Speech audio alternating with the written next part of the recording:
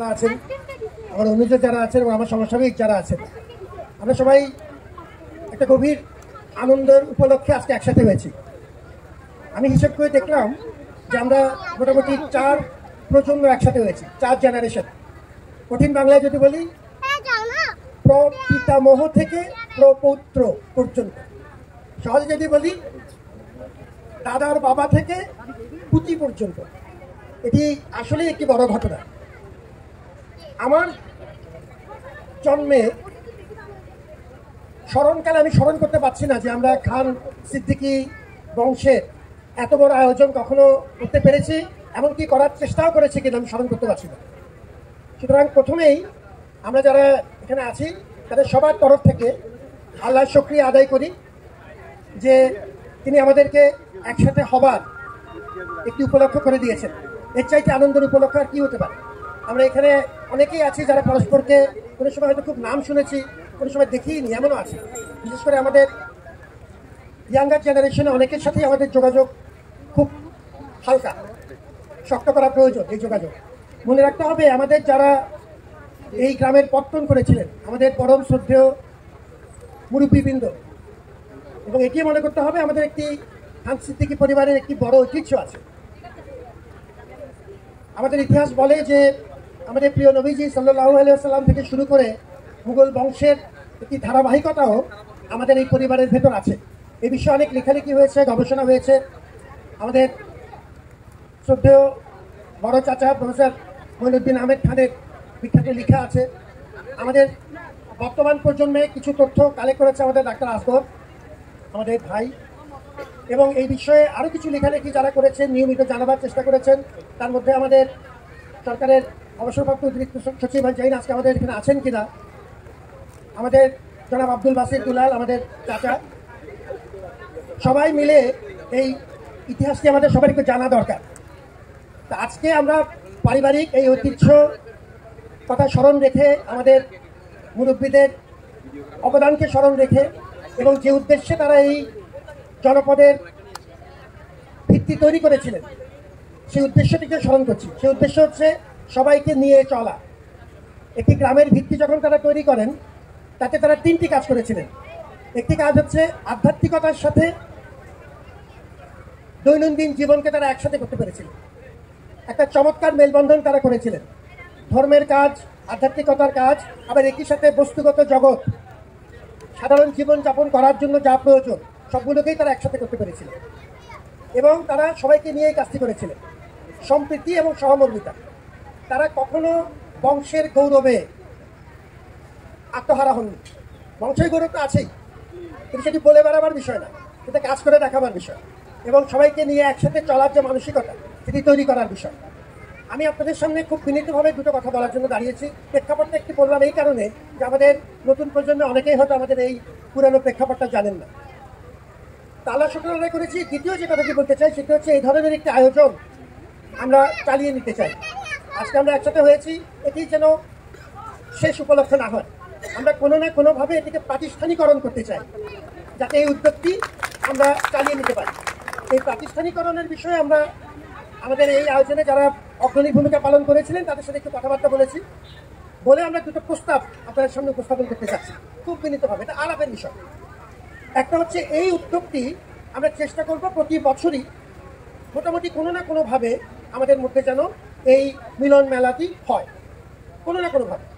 সেটি এই জায়গায় হোক কিংবা অন্য জায়গায় হোক, এই প্রকার কিংবা অন্য কোনো প্রকারে হোক, যেভাবেই হোক, আমরা এই পারিবারিক মেলবন্ধনটুক ধরে রাখতে চাই। যে কোনো কাল নিয়ে আমরা আলোচনা করব, সময়, প্রকৃতি, উপলক্ষ ইত্যাদি। দ্বিতীয় যে কথাটি বলতে চাই সেটি হচ্ছে আমাদের একটি দাতব্য চিকিৎসালয় আছে। আমরা কিছু ভালো কাজ দিয়ে এই আমাদের যে আয়োজন সেটি যেন আরো অনেকের মধ্যে ভাগাভাগি করে নিতে পারি। আমাদের গ্রামের জন্য, এমনকি গ্রামের বাইরের জন্য আমরা কিছু সমাজ কল্যাণমূলক কাজ করতে চাই। সমাজ কল্যাণমূলক কাজের দুটো সুবিধা। একটা হচ্ছে আমাদের মুরব্বীদের জন্য এটি আমরা দোয়া প্রার্থনার একটি উপলক্ষ হতে পারে, যেটিকে আমরা ধর্মীয়ভাবে ইসালের সোয়াব বলি। যে আমরা ভালো কাজ করছি, আল্লাহর দরবারে প্রার্থনা করছি, দোয়া করছি তারা যেন এর ভুল ত্রুটিগুলো ক্ষমা করে দিয়ে কবুল করেন এবং তার সওয়াবটুকু যেন আমাদের পরম মুরব্বীদের কাছে পৌঁছিয়ে দেন। ইসলামী সওয়াবের একটা বিষয় আছে, আরেকটি হচ্ছে ভালো কাজ করার একটি আনন্দ আছে, সেটি সমাজে আমি যত ছড়িয়ে দিতে পারি, আমাদের বংশের বাইরেও যেন ছড়িয়ে দিতে পারি, আমরা যেন সব কিছু নিজের মধ্যে কুক্ষিগত না করি, সেটিও খুব গুরুত্বপূর্ণ। সুতরাং এই দুই কারণে আমরা কিছু সামাজিক কাজ করতে চাই। সামাজিক কাজের ভেতর একটি, আপনারা অনেকে হয়তো জানেন যে আমাদের একটি দাতব্য চিকিৎসালয় আছে।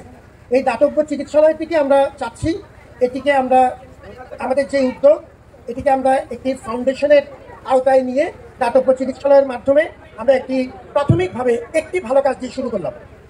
তারপর ধীরে ধীরে আরও অনেক সামাজিক কাজ আমরা করতে চাই।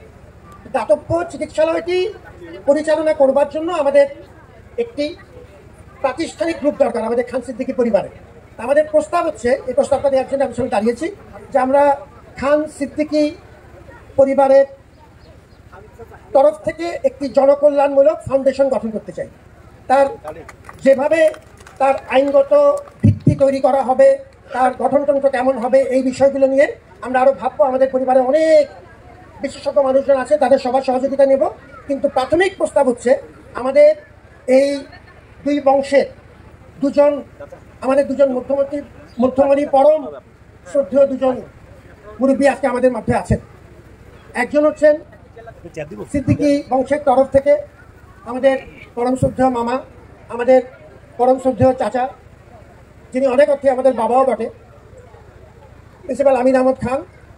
তাদের দুজনকে আমরা আপনাদের সবার তরফ থেকে আমরা এই প্রস্তাবিত খান সিদ্দিকী ফাউন্ডেশনের যুগ্ম কনভেনার হিসেবে তাদেরকে আমরা প্রস্তাব করছি।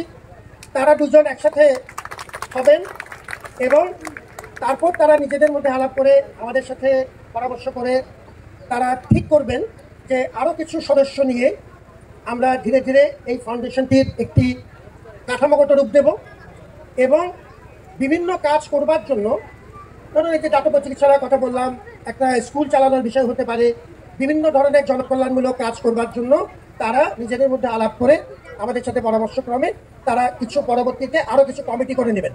সেটি কার্যকরী পর্যায়ে, অপারেশনাল পর্যায়ে কিছু কমিটি হবে কিংবা টাস্ক ফোর্স হবে, আর একটি কেন্দ্রীয়ভাবে যেটি বললাম ফাউন্ডেশনের তাদের দুজনের নেতৃত্বে আমাদের দুই পরিবারের দুজন মুরব্বী প্রতিনিধি হিসাবে তারপর ধীরে ধীরে তারা একটি কাঠামো তৈরি করবেন এবং আমাদেরকে পরবর্তীতে জানাবেন। এটাই হচ্ছে আমার প্রস্তাব, যাতে আমরা আমাদের এই যে উদ্যোগটি, এটিকে আমরা প্রাতিষ্ঠানিকরণ করতে পারি এবং আমরা কমপক্ষে দুটো কাজ দিয়ে শুরু করতে চাই। একটি হচ্ছে প্রতি বছর কোনো না কোনোভাবে আমাদের মধ্যে এই মিলন মেলা যেন অব্যাহত থাকে, এবং দ্বিতীয় হচ্ছে কিছু সামাজিক কাজ করা। সেই সামাজিক কাজের প্রাথমিক পর্ব হিসেবে আমাদের যে দাতব্য চিকিৎসালয়টি আছে, সেই দাতব্য চিকিৎসালয়টির দায়িত্ব আমরা ফাউন্ডেশনকে দিতে চাই এবং সেটি কীভাবে পরিচালিত হবে এই সম্পর্কে আমার ভাই নাফিস আহমদ খান আছেন, তিনি উনি জাতিসংঘের একজন ঊর্ধ্বতন কর্মকর্তা, তিনি একটু কিছু আপনাদেরকে পরবর্তী ধারণাটা নিয়ে একটু কথা বলবেন। এবং আমি শেষ করব, আমাদের সবার তরফ থেকে এই কাজে যারা, এই আয়োজনে যারা দিনরাত পরিশ্রম করেছেন, তাদেরকে নাম বলছি না, নাম বলে তাদেরকে খাটো করছি না, আপনারা জানেন তারা কারা, কিন্তু আপনাদের সবার তরফ থেকে তাদের প্রতি আমরা গভীর ধন্যবাদ এবং কৃতজ্ঞতা জানাচ্ছি। বহুদিন, বহু সপ্তাহ তারা পরিশ্রম করেছেন, কোনো কোনো ক্ষেত্রে অলমোস্ট নির্ঘুম দিন কাটিয়েছেন। এটা কিন্তু আমি ব্যক্তিগত সাক্ষী। আমাদেরকে সবাইকে তারা একসাথে করতে পেরেছেন এবং একটা প্রাতিষ্ঠানিক রূপও আমরা এখন দেওয়ার চেষ্টা করছি। এই কাজটি করার পেছনে যারা সম্পূর্ণ স্বেচ্ছাশ্রমের ভিত্তিতে আমাদের সবার ভালোবাসায় এই কাজটি তারা করেছেন, তাদের জন্য আমরা আল্লাহর দরবারে বিশেষ ধন্যবাদও জানাচ্ছি এবং দোয়া করছি যেন জাযাকাল্লাহ খাইরান, তাদেরকে উত্তম প্রতিদান আল্লাহ ইনশাআল্লাহ দেবেন। আপনাদের সবার তরফ থেকে তাদেরকে একটা হাততালি দিয়ে আমরা উৎসাহিত করি। আচ্ছা, আমার এতটুকুই বলার ছিল। আপনাদের সবার সাথে একটু সময় কাটাতে পেরে খুব গর্বিত অনুভব করলাম।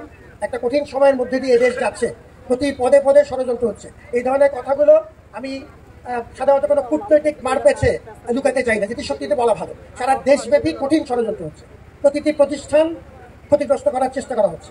এখন আমাদের ঐক্য ধরে রাখা খুব দরকার, পারিবারিক পর্যায়ে, সমাজ পর্যায়ে, প্রাতিষ্ঠানিক পর্যায়ে পরস্পরের হাত ধরে রাখা খুব প্রয়োজন এবং এই জাতীয় উদ্যোগগুলো আমাদের সেই ঐক্যবদ্ধ হতে সহযোগিতা করে। সেটি একটি বড় কারণ যে আমাদের আজকের আয়োজনে একটি বড় সাফল্য। আমার ভাই নাফিস আহমদ খানকে বলছি যে আমাদের এই প্রস্তাবিত ফাউন্ডেশনের একটি প্রাথমিক কাজ হিসেবে একটি দাতব্য চিকিৎসালয় সাধারণ মানুষের জন্য পরিচালনা করবার ব্যাপারে আমরা কী পদক্ষেপ নিতে পারি এই ধারণাটা নিয়ে একটু কথা বলতে চাই। ধন্যবাদ। জি।